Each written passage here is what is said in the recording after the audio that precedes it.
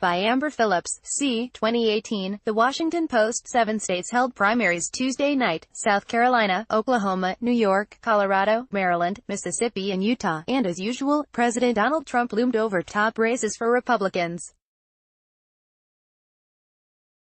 But the big news of the night was on the Democratic side, where a top House Democrat lost his primary in a jaw-dropping upset. Here are Tuesday's winners and losers. Losers: the Democratic establishment, Rep.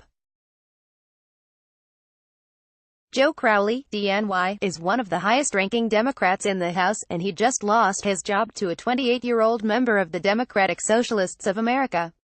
Alexandria Ocasio-Cortez unseated the congressman thought to be next in line to lead House Democrats, who outraised her 10-1 in this Bronx and Queens district.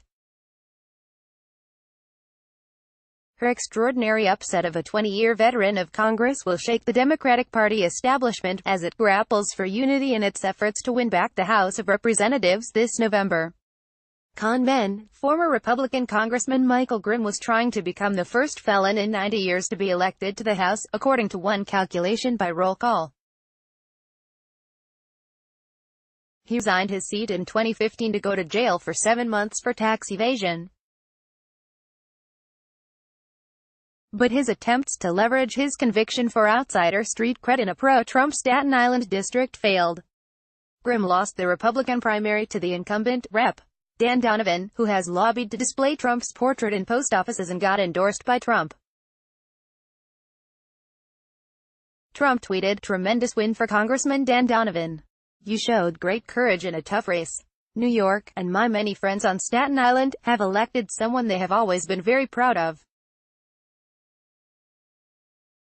Congratulations." The Republican Party in Oklahoma, Democrats had no problem nominating someone they think is a strong candidate, former Oklahoma Attorney General Drew Edmondson, for Oklahoma's open governor's race. While he starts campaigning, Republicans will have to muddle through another 2 months of a runoff, since none of the 10 Republican candidates for the open seat won a majority of the vote. The Republican winner of that August runoff will have to then work to shake the outgoing governor's extreme unpopularity. Democrats have had some stunning state legislative victories in Oklahoma this election cycle, so don't rule out a competitive governor's race here. Winners: liberals, especially newcomers. Ocasio-Cortez wasn't the only unabashed progressive and/or newcomer to politics to win big Tuesday. In Maryland, former NAACP President Ben Jealous, who had the backing of the Bernie Sanders coalition, won the Democratic Party's extremely competitive primary to challenge Gov. Larry Hogan, R., beating a politician with the backing of the state's entire Democratic establishment. In Syracuse, New York, liberal Professor Dana Balter won the Democratic nomination to challenge GOP Rep. John Katko, despite National Democrats' efforts to boost the other candidate, Perez Williams. In Colorado, Rep. Jared Polis, D., a liberal member of Congress trying to be the first openly gay man to be governor in America, won the Democratic nomination for that state's open governor's race. And in New York, newcomer Adam Bunkadiko came close to unseating veteran Democratic Congresswoman Yvette D. Clarke, an impressive feat. Trump. For the second time this month, Trump demonstrated he's got sway over voters in South Carolina. In the state's June 12 primary, a tweet from the president helped end the career of GOP Congressman Mark Sanford. On Tuesday, Trump helped the state's governor, Henry McMaster, win a runoff against businessman John Warren. McMaster has struggled to shake the label as a corrupt establishment politician and personally lobbied for Trump to hold a South Carolina rally for him the night before the election.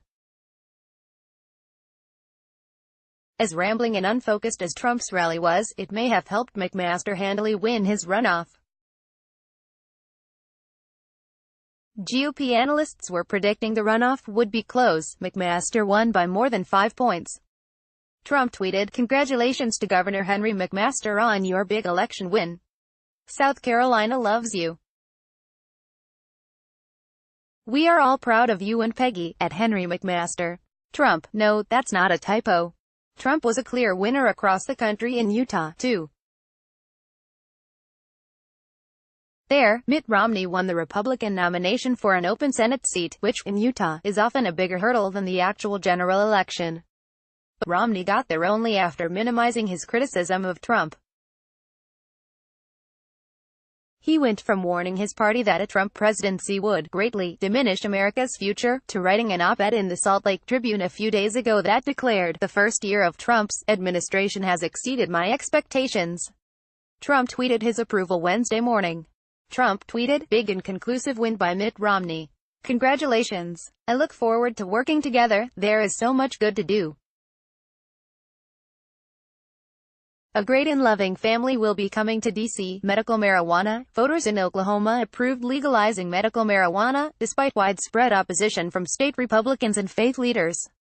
That could make Oklahoma the 30th state where medical marijuana is legal, though the ballot question could get sliced and diced by Oklahoma's Republican politicians if the governor calls a special legislative session to do that, as she has warned.